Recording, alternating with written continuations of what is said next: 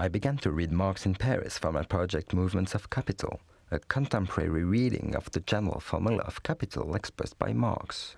Then I had to displace myself, go into an exile that was as comfortable as Marx's wasn't, in order to induce a distance, or even a gap, in between myself and the world. With both my project and a copy of Das Kapital, I naively began to think about the ways to represent capital. And I was really scared when I realized that the only person who'd been thinking of such an ambitious subject was the inventor of modern cinema himself. In effect, there are some notes that Eisenstein wrote during the editing process of October, from October 1927 to April 1928, which attest that he had the project to film Marx's Capital. But the project, even articulated by such an extraordinary intelligence, was bound to fail anyhow. This statement wasn't exactly the most encouraging I could receive. Filming Capital was too much for me, or I was too little for filming Capital. At this point, I remember the Persian proverb which says, "When you're entering a house, make sure you know how to get out." Money, money, money, sweeter than honey. Money, money, money, sweeter than honey. The word materialism seems to come from an ancient age, where the leaders of the world try to convince us that liberalism represents freedom from the material, and therefore just freedom. In this worldwide and somehow tragic joke, the forces of production are more and more abstract, as well as the objects that are produced. But the human factor cannot be reduced to series of zeros and ones, hence the relevance of rereading Marx today. It's our duty now to go, walk, run, drive, ride, fly, swim, climb, or trot Marxwards, to build a world more in accordance with our desires, or at least to participate in digging the grave of capital-ruled society. After the fall of the Berlin Wall, Marx has been thrown away into the same trash can as the Eastern petrified regimes, and it's a pity that the empty trash function has been activated so quickly on the computer of history. Now that we're all aware of the damages caused by liberalism and the race for surplus value and benefit, we have to open the trash can again and, even if the smell is not the most delicate one, reconsider Marx. The present situation reminds us quite obviously, in all respects, of the 19th century. Exploitation of labor force, deregulation of the labor market, slavery, increasing poverty of the masses and wealth of happy fews, epidemics, wars. Once we used to say, never that again, but now it's coming back, even in a more perverse way, and we're still sitting in our comfortable chairs, our bums laid on cushions made in China for a wage we prefer to ignore. The former paternalistic bourgeoisie has been replaced by a new class, a kind of transnational hyper-bourgeoisie, predatoring and taking power over the traditional national bourgeoisies. The main difference being that the point of view of the hyper-bourgeoisie is further away from the exploited working class. At least, the manager of 1880 had to face his employees when he was going to the factory, whereas a board of directors decides in New York City to close a factory in India, they are assured not to have to talk to those thousands of dirty and sick bodies. In the best-case scenario, if the factory is located in Belgium and not in India, they will decide to invest into a public relations campaign in order to explain to the workers that their loss is necessary for the well-being of the ruling class, and mainly to improve the positive image of the corporation toward shareholders. Marx had to deal with powerful nation-states, while since 1995 nation-states are negotiating at the OECD the Multilateral Agreement on Investment, a treaty with the smell of resignation and the appearance of a radical suicide, which will deprive them of their fundamental powers. The stated purpose of the MAI is to remove most remaining barriers to and controls on the mobility of capital, and establish new rights for corporations and investors to sue nations for failure to meet the terms of the agreement. Private investors could bring cases against governments through powerful international dispute resolution, claiming they have not obtained due benefits promised under the treaty. This dispute resolution system is proposed to be binding on governments with enforcement through monetary fines. Then, the investor would provide substance to the concern voiced by many citizens and activists that corporations are effectively replacing governments. This issue is extremely perverse, since the same people rule frequently at the same time public and private, nations and corporations. A chancellor in a ministry, like the ones who are negotiating the money for their respective countries, is generally also a member of several boards of directors. Therefore, it's not too hard to figure out that he's more preoccupied with the price of the Dow Jones and the weekend he's going to be spending in Gstaad or Palm Beach with his mistress than the interest of a community he doesn't belong to. However, the relevance of the Communist Manifesto regarding issues related to globalized economy is amazing. For instance, the executive of the modern state is but a committee for managing the common affairs of the whole bourgeoisie. Or, the bourgeoisie has resolved personal worth into exchange value, and in place of the numberless and defeasible chartered freedoms, has set up that single, unconscionable freedom, free trade. In one word, for exploitation, veiled by religious and political illusions, it has substituted naked, shameless, direct, brutal exploitation.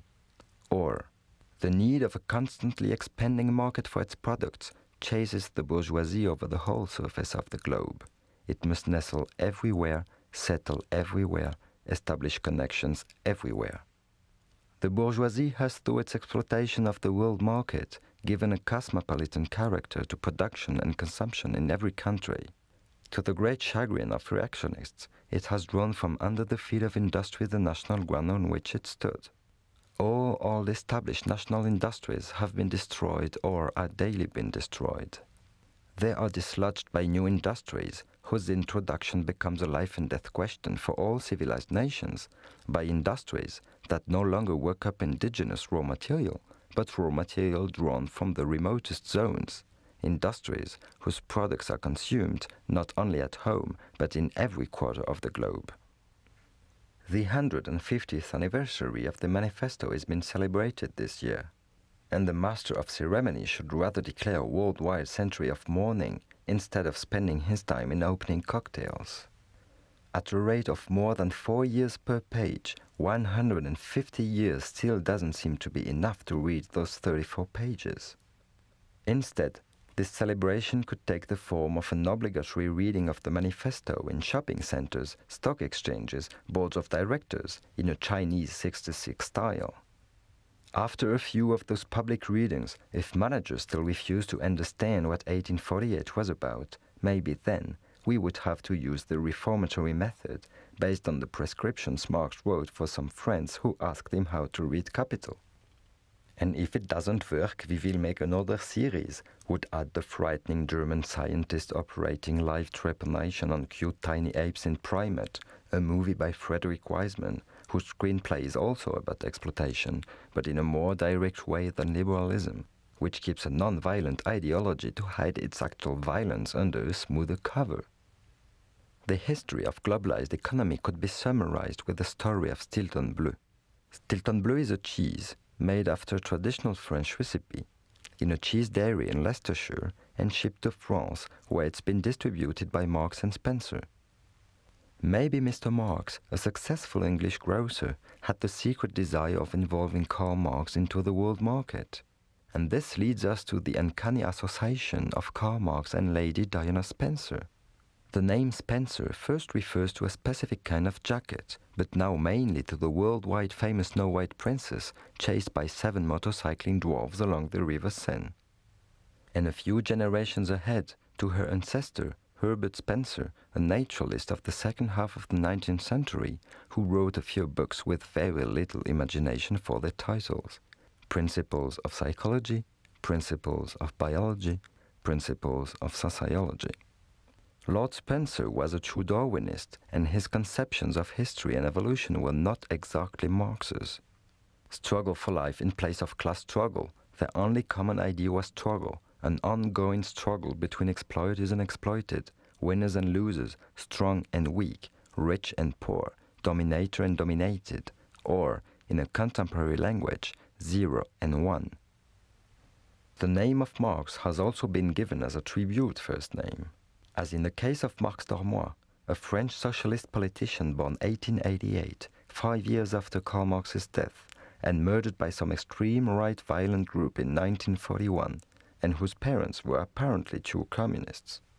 Marx d'Ormois is a honored name in France, a heroic figure, with streets, avenues and boulevards named after it. But, as if even the name itself was subversive, people, in the everyday use of the name, neither pronounce nor write the R, transforming unconsciously this engaged and radiant first name into a domesticated and meaningless name like Max. And, last but not least, the metro line number 12 in Paris leads you directly in 9 stops from Marx d'Ormois to Marks & Spencer, where you can buy a box of Stilton Bleu, take the Eurostar to Waterloo Station, and walk to Highgate Cemetery to eat this incorporated cheese in ironic tribute to the Paris Commune on Karl Marx's grave. Marx was born in Trier, Germany, a beautiful city surrounded by vineyards in the Moselle Valley, which became full of French and American troops during the Cold War.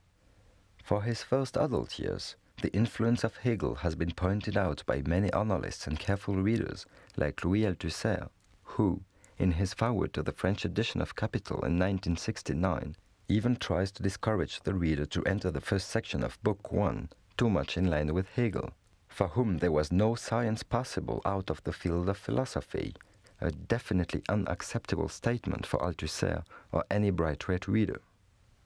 Nonetheless, there's also another important influence on Marx's thought that has been so atypical that usually orthodox Marxists prefer to have a sudden memory failure at this point, since his texts are revealing a tremendous excess of humanity. The influence of Charles Fourier, who was born in 1772 in Besançon, like Proudhon, and died in 1837 when Marx was 19, lasted strongly over the years until the 1920s. About this very unusual man, Proudhon used to say that he was an exclusive genius, undisciplined and lonely, but endowed with a deep moral sense, a delightful organic sensitivity, and a prodigious divinatory instinct. And Engels even considered him as such a great dialectician as Hegel. On the other hand, it's amazing that his writings have been considered so seriously, since they switch without a break from logoria to prophecy, and are happily mixing evolution, biology, social sciences and glibness by producing a style which is not the most friendly to academics. Fourier's main achievement, both theoretical and turned into practice by his followers, remains the phalanx theory. The phalanx theory is a community of 810 men and the same amount of women, propagating an agricultural phalanx. This community is based on sharing out everything, from the means of production to the houses and the husbands or wives. The notions of couple and privacy dissolve into love, universal and eternal love, the main concepts of the phalanx theory. In books like The New World of Love, Theory of the Four Movements, or Theory of the Universal Unity, he develops a whole new system beyond the critique of philosophy and economy. For him, class struggle simply dissolves into justice and realization of everybody's desires. It's quite obvious that such a utopia, at once intrinsically political and truly poetical, and with sex as the main topic, met a consequent echo during the 1970s. Robert Filliou, who divorced from the Communist International after Tito's dismissal, considered, rightly, Fourier as the mix of Marx and Freud, since he would have preferred Marx as a poet rather than a philosopher, sociologist or economist, because then nobody would have turned his doctrine into a religion. And even if Fourier has been considered by the right wing as the priest of a potentially dangerous religion, his church has never been fulfilled enough to become threatening. On the contrary, Filliou has been experimenting with all kinds of alternative communities all his life, like the territory of Genius Republic, which he was president of, and spent the last decade of his life in a Buddhist monastery in the southwest of France. This was a few hundred kilometers west from Sauve, his native village, where another weird Robert, Crum this one, decided to settle in 1994 and now occupies Filliou's chair at the Café du Commerce. What is threatening is rather the return of moral order and prudishness that has been overwhelming the world since the early 80s, when Eisenstein was writing in his notes for a film of Capital. For it is hard to conceive of any more devastating attack against social democracy in all its aspects than Capital. He obviously did not know about a seedy story of a Cuban cigar, a blue dress, and a White House that testified that social democracy and capital-ruled society were entering the red zone, reaching the very bottom of decline, and that Marx probably could not help that. Michael, it's time to meet Dr. Trotsky now. That's right. But what's left?